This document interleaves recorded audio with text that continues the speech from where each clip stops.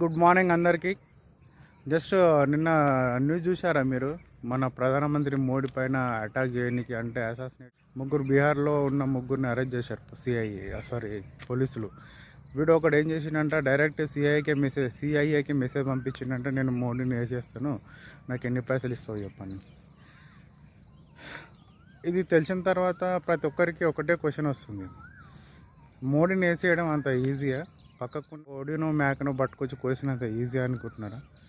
అక్కడ ఉన్నది మోడీ, ఆయన చుట్టూ ఉన్నది 140 కోట్ల మంది జనం, సైనికులు, వాళ్ళ ఒక ఆశీర్వాదం. వీళ్ళందరినీ కాదని గొర్రెనా కొడుకులు పోయి చంపడం అంటే అంత ఈజీ అనుకుంటున్నారా?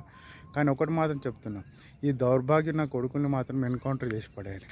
ఎందుకంటే సాక్షాత్ ఒక దేశ ప్రధానమంత్రి చంపాలి అని ఒక మైండ్ సెట్ కలిగి ఉన్నవాడు రేపు ఎంతటి అఘాయిత్యం కన్నా పాల్పడతారు.